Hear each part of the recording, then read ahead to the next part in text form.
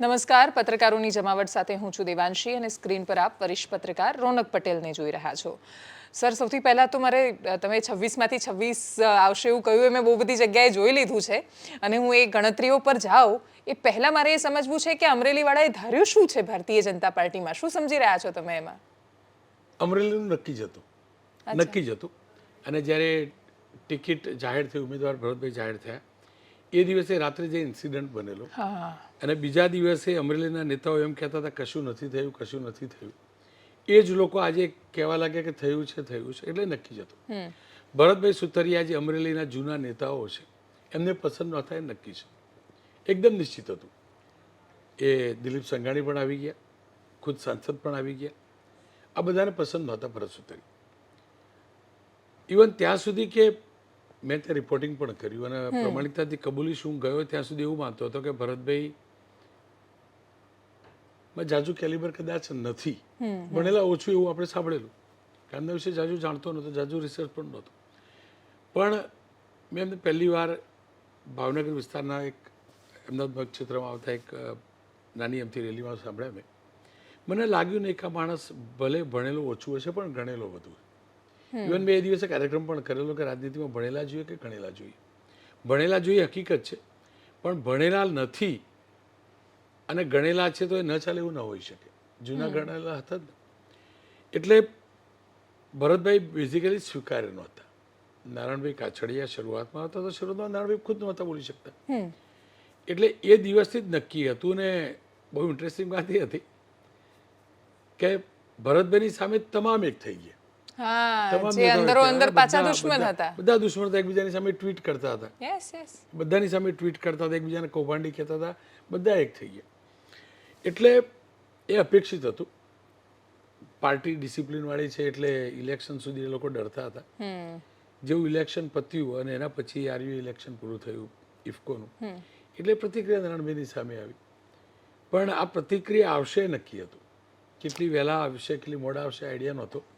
એ તો જરાય આઈડિયા નહોતો કે રિઝલ્ટ પહેલાં આવી જશે. રિઝલ્ટ પહેલાં આવી ગઈ એટલે અને દુઃખની વાત તો જુઓ કે એ અમરેલી કે ઘણા પ્રયાસ પછી ગઈ વિધાનસભામાં આખો જિલ્લો જીતવામાં એ લોકો સફળ રહ્યા, બીજેપી સફળ રહ્યું, ત્યાં આવી વાત થઈ.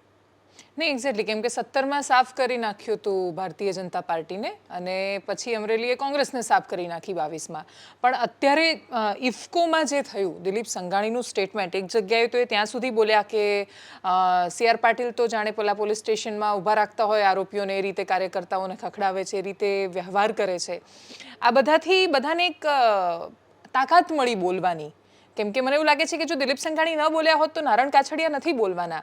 તો આ બધા બહુ મોટા યુદ્ધના એંધાણ કે ઈશારા નથી? આ સિક્વન્સ હતી. એક બોલે પછી બીજો બોલે, બીજો બોલે પછી ત્રીજો બોલે. દિલીપ સંઘાણી સહકાર ક્ષેત્રમાં દબદબો છે, હકીકત છે. પણ દિલીપ સંઘાણી વિધાનસભાની બે ચૂંટણી અમરેલીથી હારી ચૂકેલા છે. બીજેપીના વેવની વચ્ચે પણ દિલીપ સંઘાણી પરેશ ધાનાની સામે હારેલા છે, વિધાનસભા હારેલા છે. દિલીપ સંઘાણી લોકસભા હારેલા છે. એટલે એ પણ તો વિચારવું જોઈએ કે 156 કેવી રીતે આવી. જો CR પાટીલ એ રીતે કહેતા હતા ને તમને નહોતું ગમતું તો પાર્ટીના પ્લેટફોર્મ પર પહેલાં રજૂઆત કરવી હતી. CR પાટીલે એ પ્રકારે બોલવાનું અથવા એ પ્રકારની એક્ટ કરવાનું છેલ્લા 2-3 મહિનામાં તો શરૂ નહોતું કર્યું. ભાજપનો ભરતી મેળો 1-2 મહિનાનો થોડો હતો અને એકલા ગુજરાતનો થોડો છે. નથી ગમતું તો આખા દેશમાં નથી ગમતું, નથી ગમતું તો ગુજરાતમાં નથી ગમતું. એ હકીકત છે કે કોઈ પણ પક્ષના કાર્યકર્તા અને જે વર્ષોથી કામ કરતો હોય એને કોંગ્રેસમાંથી કોઈ પણ આવીને બેસી જાય ન જ ગમે. એ એકદમ વાસ્તવિકતા. અને આ પ્રદેશમાં તો એ સ્વીકારવાનું શરૂ થયું. બાકી જ્યારે પક્ષ છોડે તો એના પક્ષના લોકો જ ગદ્દાર કહેતા હતા, શંકરસિંહ વાઘેલા ગદ્દાર ગણાતા હતા.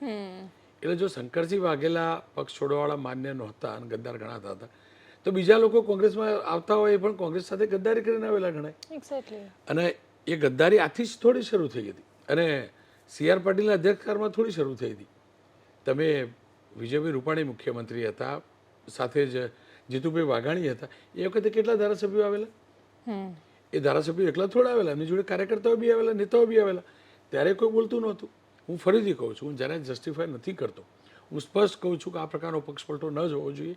કોઈ પણ પક્ષના કાર્યકર્તાઓ દુઃખી થાય, હર્ટ થાય અને પ્રમાણિક કાર્યકર્તા સૌથી વધુ હર્ટ થાય. પણ તમને એવું લાગે છે કે ટાર્ગેટ થઈ રહ્યો છે? હું ચોક્કસથી માનું છું ટાર્ગેટ થઈ રહેલું. અચ્છા. કેમ થઈ રહ્યા ભગવાન જાણે, એમનો પક્ષ જાણે, પણ એ હકીકત છે કે એક પહેલી વાર તો મેન્ડેટ આપ્યો નથી સહકારી ક્ષેત્રમાં. CR પાટીલે પહેલી વાર ઇલ્યુલું શબ્દ બોલ્યા નથી, પહેલી વાર મેન્ડેટ નથી આપ્યો.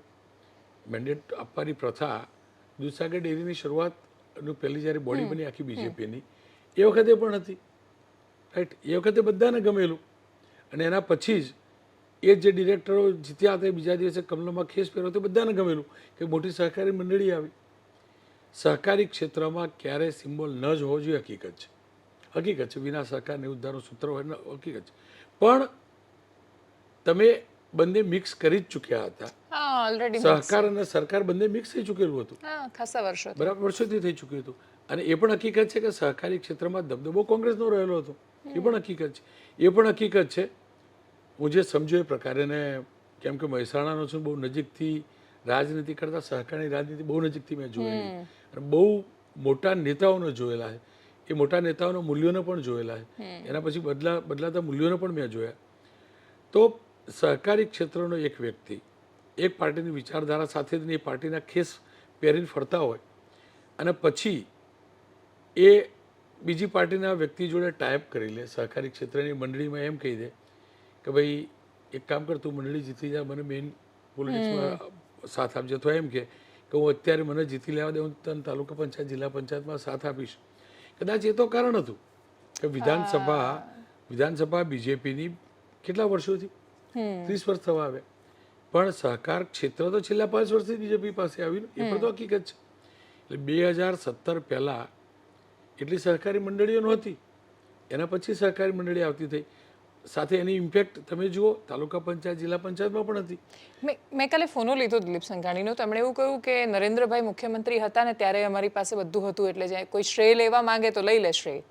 એ આવું બોલ્યા છે આમાં. નહીં, શું હતું મને કહો. દૂધસાગર ડેરી હતી, સમજાવો દિલીપભાઈ. હું ફરીથી કહું છું, દિલીપભાઈ એક અદના ખેડૂત નેતા છે, એમાં કોઈ ડાઉટ નહીં, કોઈ ડાઉટ નહીં. શ્રેષ્ઠ અને બેસ્ટ સહકારી નેતા છે, એમાં કોઈ ડાઉટ નહીં. અને ફાઇટર છે, એમાં પણ કોઈ ડાઉટ નહીં, કોઈ ડાઉટ નહીં. એમના અહીં ખેડૂતનું હિત છે, એમાં કોઈ ડાઉટ નહીં. પણ અમૂલ હતી, અમૂલ ડેરી નહોતી, દૂધસાગર ડેરી નહોતી, અનેક તાલુકા જિલ્લા ખરીદ વેચાણ સંઘ નહોતા. ભાઈ ગુજકો માસોલ નહોતી. નટુ પિતાંબરનો દબદબો હતો ગુજકો માસોલ. કેવી રીતે ગુજકો માસોલ ગઈ ને હું જાણું છું. અને એ વખતે પણ આ જ કરેલું. નીતિનભાઈ પણ જાણતા હશે સારી રીતે કે ગુજકો માસોલ કેવી રીતે આવી, નટુ કાકા કેવી રીતે હાર્યા. નટુ કાકાને હરાવવા કેટલા મુશ્કેલ હતા. એ જ નટુ કાકાને વિધાનસભામાં આસાનીથી તમે હરાવી શકતા હતા, પણ એ નટુ કાકાને ગુજકો માસોલમાં નહોતા હરાવી શકતા. એટલે બેઝિકલી એ હકીકત છે કે સહકારી ક્ષેત્રમાં કોંગ્રેસનો દબદબો હતો.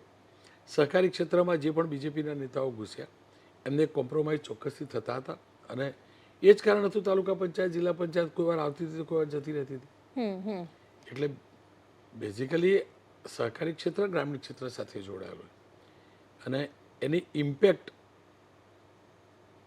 પાર્લામેન્ટ ઉપર તો ઓછી પડે, પણ વિધાનસભા તાલુકા પંચાયત જિલ્લા પંચાયત ઉપર પડતી બહુ જ પડે. અને નેક્સ્ટ કદાચ ચૂંટણીઓ આવશે પણ ખરી સ્થાનિક સ્વરાજ્યની, ત્યારે બહુ મોટો પડકાર રહેવાનો છે. અને બીજું આ નર્યો દમ છે કે કોઈ પાર્ટી સાથે જોડાયેલા નથી. સહકાર એ જ લોકો સહકાર સંમેલન કરતા ને, સહકારી નેતાઓ બીજેપીના છે, આ બોડી બીજેપીની બની. આ રીતે પ્રેસ નોટ આવતી હતી ને કે બીજેપીનો ભગવો લહેરાયો. આપણે પણ આવું લખતા, હું પણ બ્રેકિંગ લખતો હતો, ફલાણી સહકારી સંસ્થા પર બીજેપીનો ભગવો લહેરાયો.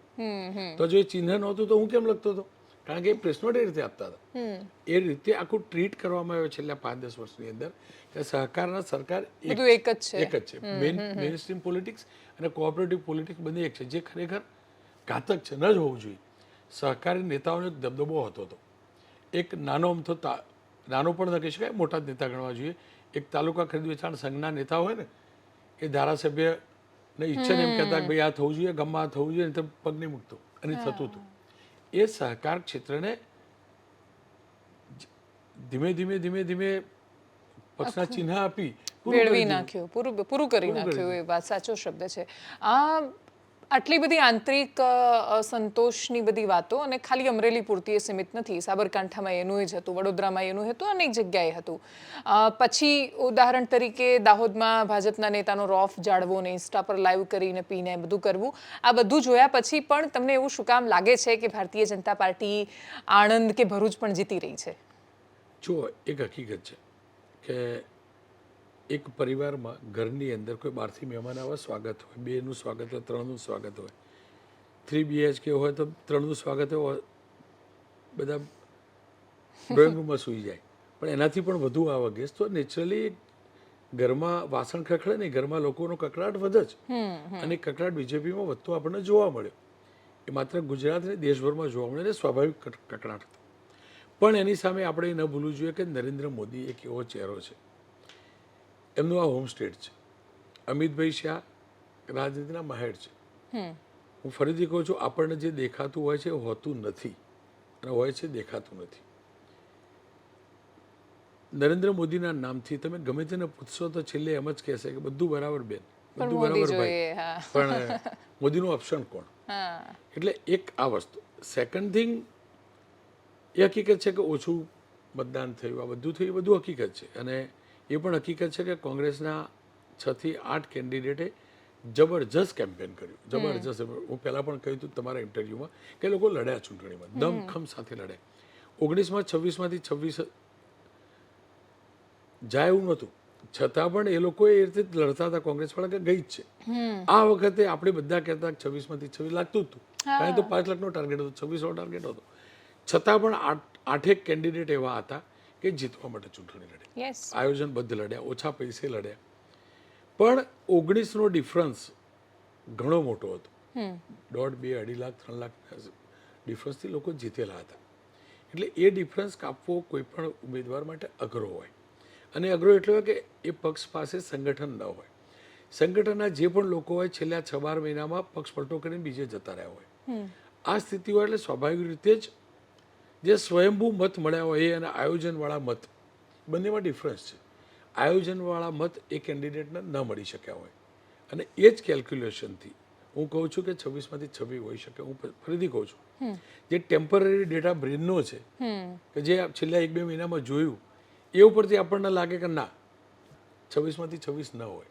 પણ જે દિલમાં ડેટા ફિક્સ થયેલો વર્ષોથી આપણે અનુભવના આધારે જોતા રહ્યા છીએ, હાર્ડ ડિસ્કની અંદર જે ગયેલું એ આપણે ડેટા ખોલીએ તો એમ લાગે કે ના 26માંથી 26 આવશે, કેમ કે સંગઠનની તાકાત છે, સંગઠનની તાકાત છે, નરેન્દ્રભાઈ મોદીનો ફેસ છે, અમિત શાહ ગુજરાતના છે, આ બધા ફેક્ટર છે. પ્લસ વિકાસ નથી થયો અથવા રોજગારી એટલી નથી મળી, એ બધું એસ્ટાબ્લિશ કરવામાં કોંગ્રેસ એટલી સફળ નથી રહી.